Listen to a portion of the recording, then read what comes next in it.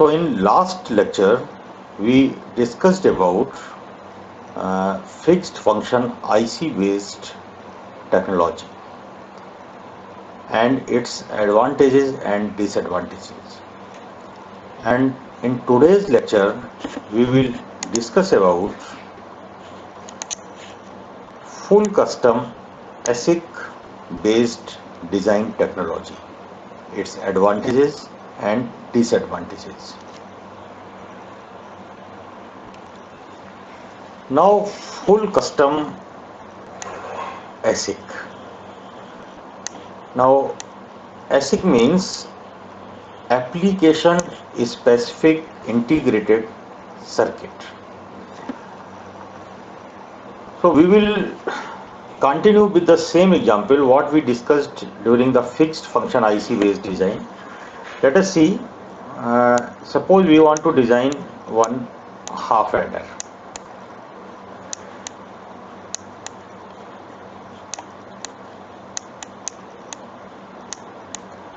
Now, in last lecture we discussed that to design this half adder, design engineer he has used fixed function IC based approach. Now, another design engineer he has decided that he will use full custom ASIC design technology to develop this half adder. Now, in case of full custom ASIC technology, the logic of the half adder has to be implemented over silicon. All these processes which are required for the implementation of half adder logic inside or over the silicon will be required in ASIC based technology. So already we know that the expression in case of half adder. Now see what ultimately a designer wants to generate. He wants to develop this IC, right? He wants to develop this IC, and this IC will perform the function of half adder, means it will have two inputs. We will give the name to these inputs A and B, and it will have two outputs, right? Sum and carry. Now what we have seen during the fixed function IC based technology, this particular logic of a half adder was implemented by using fixed function ICs like 7486 and 7408. Now in full custom ASIC, the implementation of half adder will be done over the silicon here, right?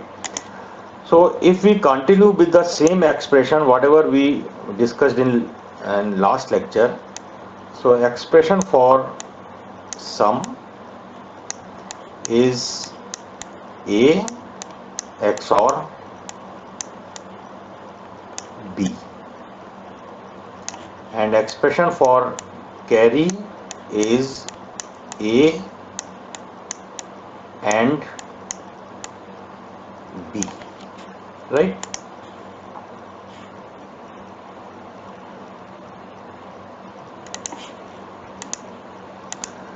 So now what designer will do, his aim is basically inside over this silicon, right? He wants to implement one, or in this way we can see.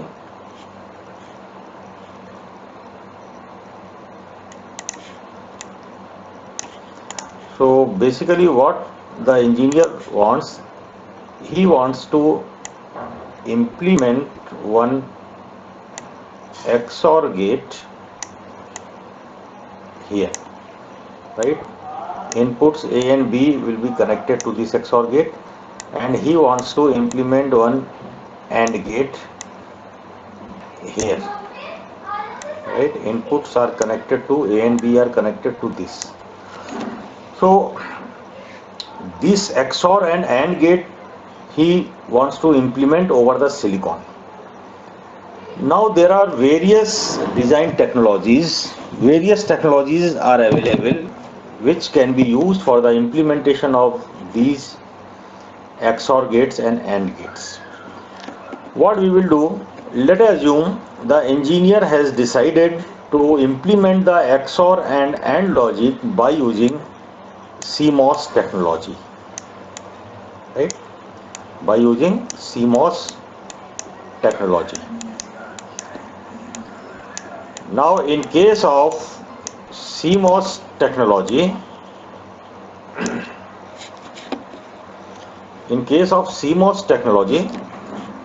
the logic will be implemented by using NMOS and PMOS both.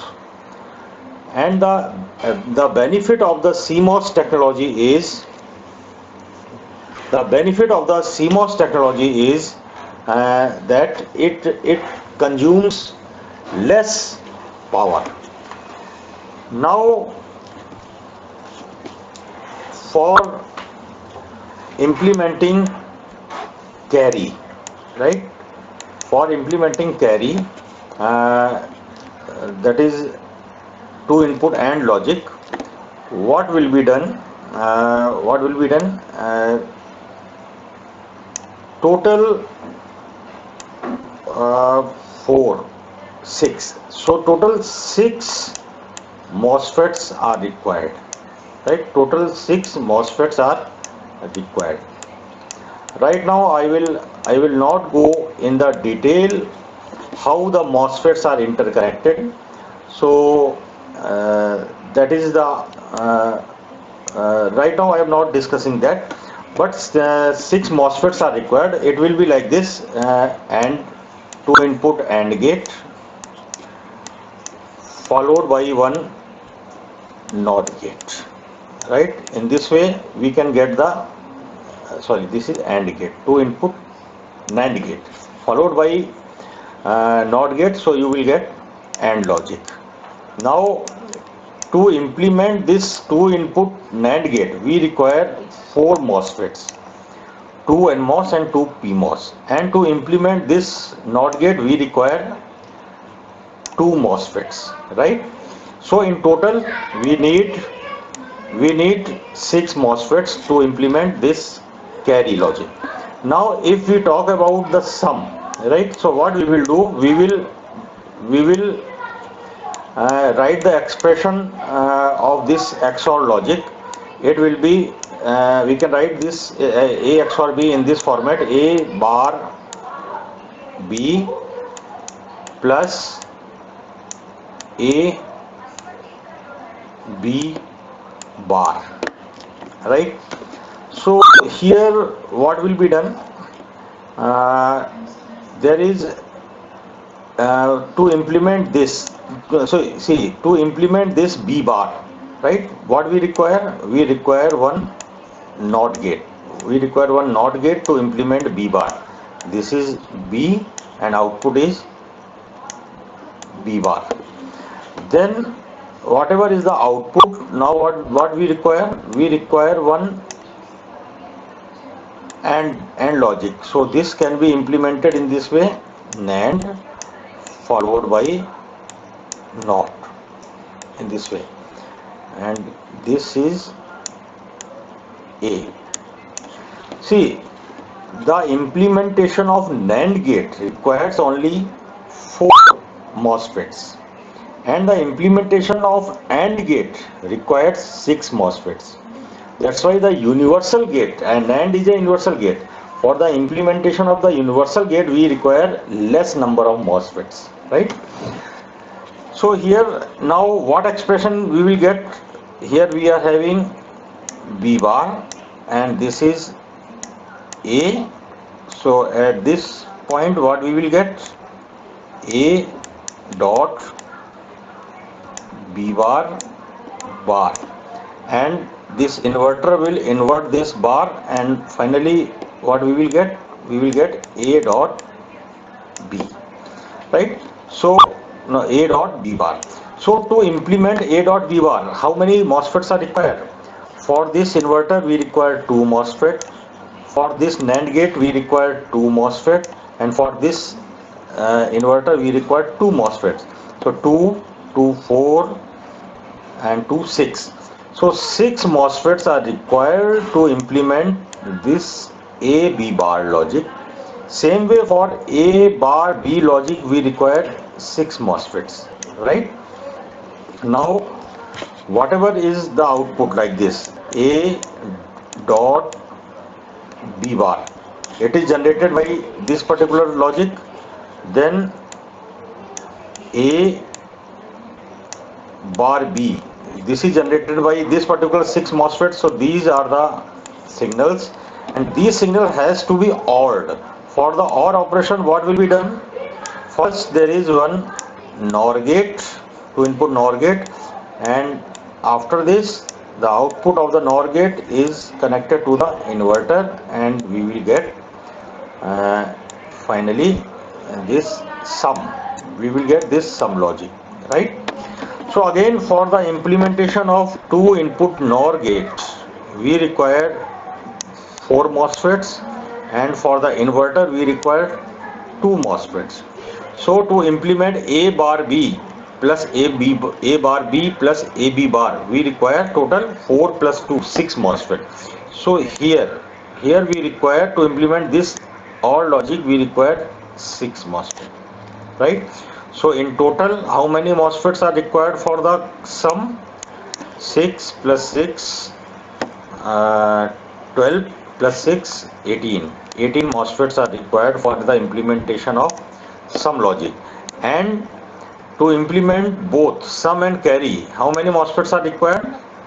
We need 24 MOSFETs.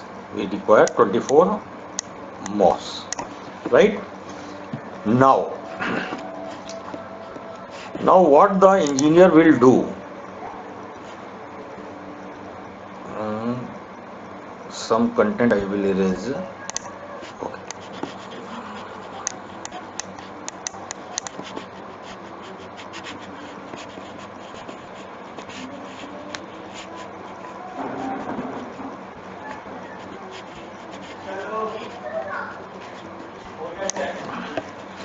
Okay. Okay. This also I will erase.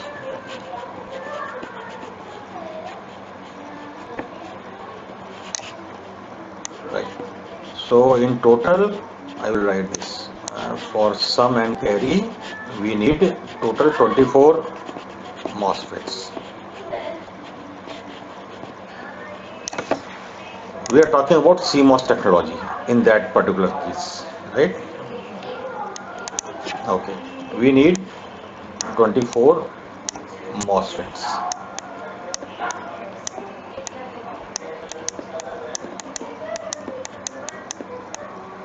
Now what engineer will do? How he will fabricate these 24 MOSFETs over the silicon? So first thing what he will do, he required now some specialized softwares to draw the layout of the MOSFETs, right? So here you can see this diagram. This is the layout of one uh, adder circuit, right? Here you can see this is A input, this is B input, right? And this is C in. Okay, this is output sum, this is output C out. So this is a layout of uh, full adder, right? So this type of layout is to be generated. To draw this layout, we need some specialized software. So one software which is used to draw this type of layout is Tanner, right? You can use Tanner tool.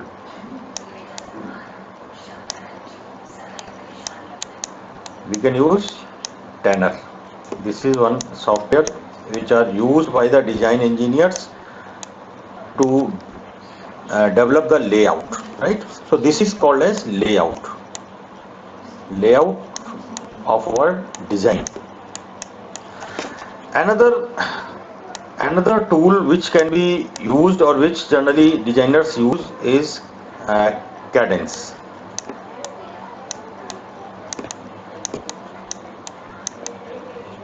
Cadence tools also can be used to draw this layout. So now with the help of this Tanner tool, designer will draw the layout of all these 24 MOSFETs, right? Now it will take time, right? Now we are talking about only half adder. In half adder we need 24 MOSFETs.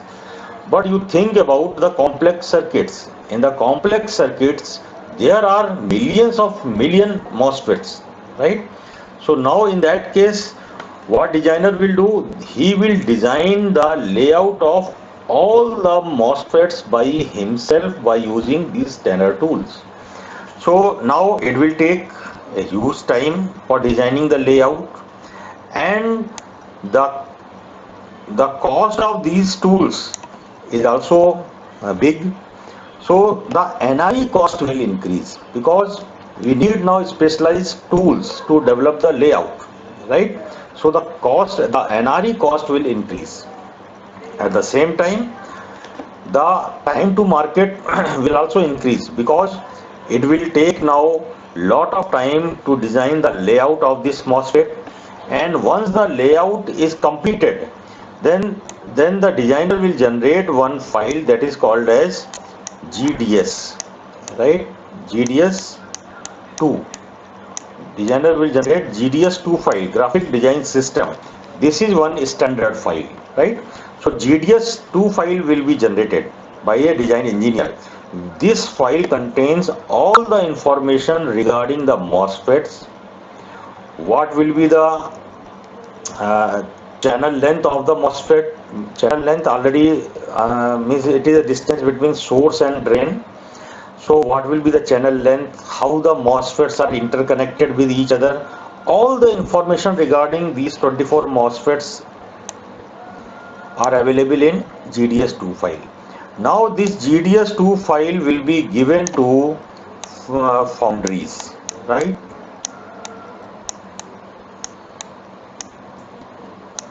Foundry. Foundry means the IC manufacturing company where real implementation of this MOSFET will be done. So now in the foundries, what will be done? Silicon will be purified. Now over the silicon, the MOSFETs will be fabricated, right? The MOSFETs will be fabricated.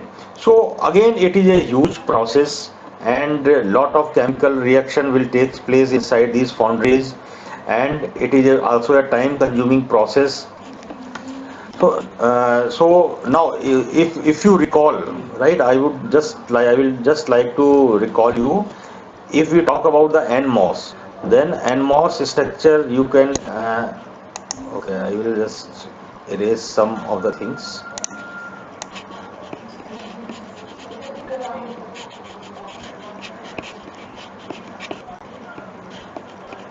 Okay. Now suppose this is a NMOS. For the NMOS, we require a P substrate. Substrate is of P type. Now this is N plus region, and this is N plus region, right? So let us assume this is my source, this is my drain, and the distance between source and drain is called channel, and over the channel this is a layer of SiO2, silicon dioxide, which is an insulator, right? SiO2 Now over this SiO2 there is a layer of metal, right? There is a layer of metal. So this is the metal.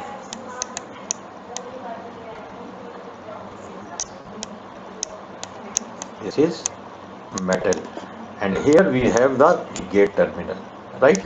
So now now what will be done? What will be done? First, a pure silicon wafer will be taken.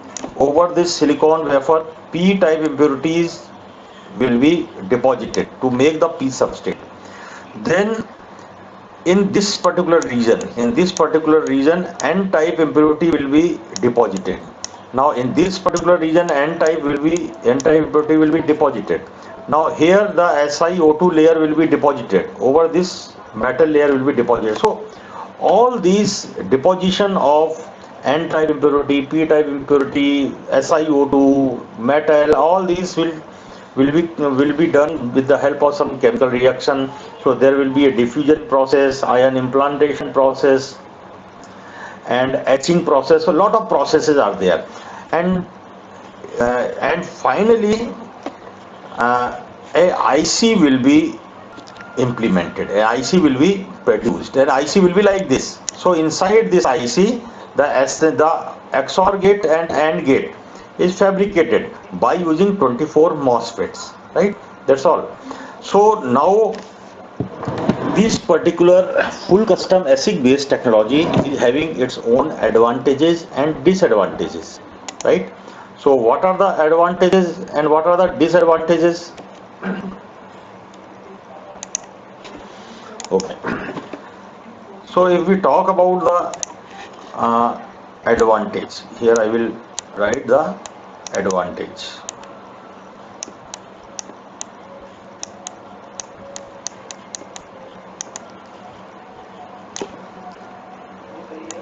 And here I will write disadvantage.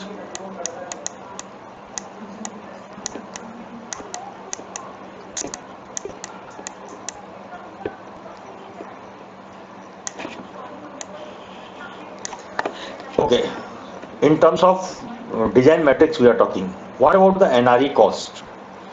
NRE cost will be high because we require specialized software. Engineers will work for longer duration for the designing of the layout. So the NRE cost will be high. So this is a disadvantage, right? So NRE cost is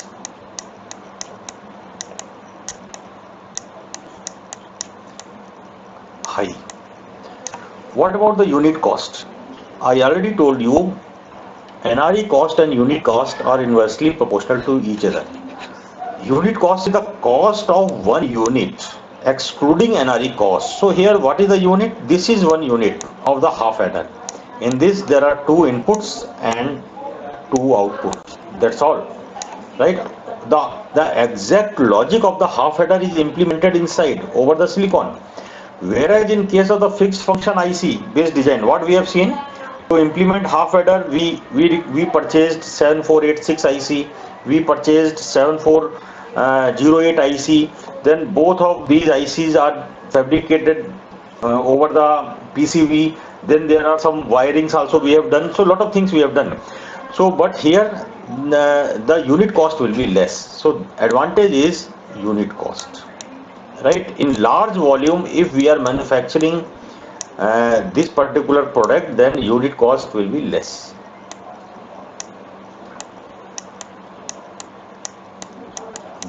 It is less. This is advantage.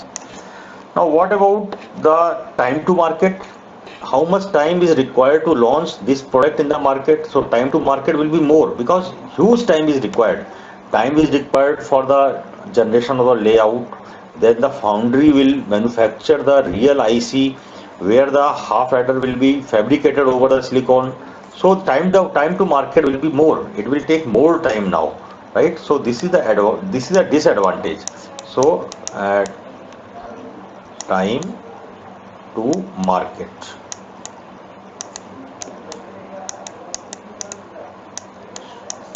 This is more. If time to market is more, then definitely the revenue generation will be less. Now what about the size of the system? So if you compare this IC which perform the half adder operation and the circuit which we designed by using fixed function IC, then obviously we can say that the size of the system is small here, right? So that is the advantage. So size of the system is small. This is the advantage. It is small. What about the power dissipation? Here we have one XOR gate and one OR gate, and that XOR and OR gate we are operating with the help of plus 5 volt and another pin, another is and ground. With the help of plus 5 volt we are operating one XOR gate and one OR gate. Whereas in case of fixed function IC based design, what we have seen in last lecture,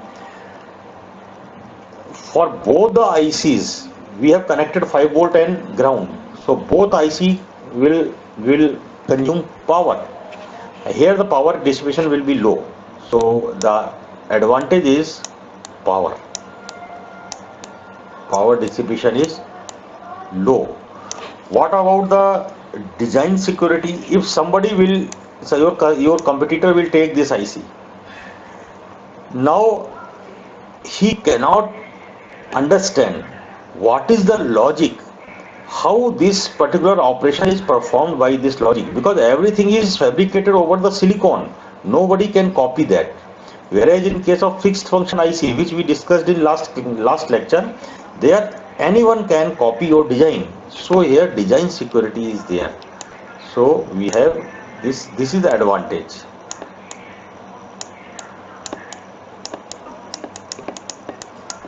So this is design security is there. So this is the advantage, right? But here one disadvantage we can say, there is no flexibility.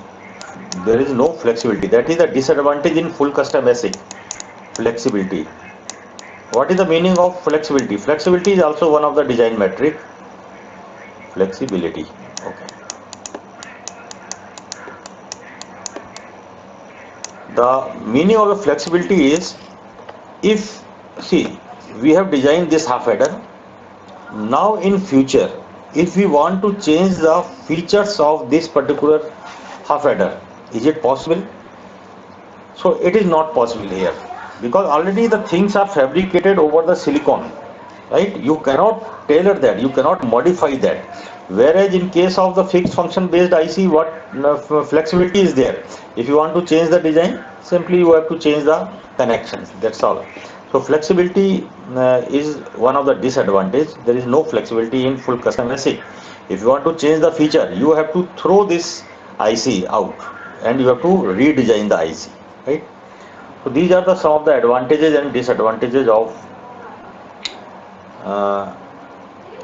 full custom ASIC. So same thing is mentioned here. Advantages of full custom ASIC: silicon area is small. Yeah, this is advantage, because see, we have implemented 2 input XOR gate and 2 input AND gate. That's all. We have utilized, silicon utilization is very good. Whereas in case of fixed function based IC design, what we discussed in last class, we purchased 7486 IC. There 4 2 input XOR gates are available, but we are using only one XOR gate, so we are not using the remaining. So silicon utilization was poor in that case, but here it is good. Low unit cost, already we discussed. Highest processing speed. Processing speed means how fast our signal is processed by the design. So processing speed is fast, because you see, see this is one half adder, and simply we have connected the wires inputs here and we are getting the output. So processing speed is fast. Whereas in case of fixed function IC, there are various wires we have connected, right, with 2 input XOR gate and 2 input OR gate. Like this we have connected various wires. So if there are more wires, if there are more interconnections, then it will reduce the processing speed. It will reduce the processing speed, right? So processing speed is fast in case of full custom ASIC. It is best. Power dissipation is lowest in case of full custom ASIC. Okay, low per product cost for high volume. So the meaning of this is low per product cost for high volume. We should go with full custom ASIC only if we are producing large volume of the product, right? Then only it is feasible. Otherwise, it will be very much costly. And disadvantage of full custom ASIC, high NRE cost, because we require some specialized software and other things, so cost will increase. High per product cost for low volume. See, if we are expecting that we will generate less number of volume of this particular product, then the per product cost will increase, right? Because you see, if you remember the per product cost formula, it was NRE cost, it was NRE cost divided by number of units, divided by number of units plus unit cost. So if the number of units, if this is more, so what will happen? NRE cost which is used, it will be divided in more number of units. So this particular, this term NRE cost divided by number of units will reduce. If the number of units are less, then this will be more. And it will take longest time to market because it requires more time to design the layout and to fabricate the IC. Flexibility is zero. Okay. So this is about the full custom ASIC.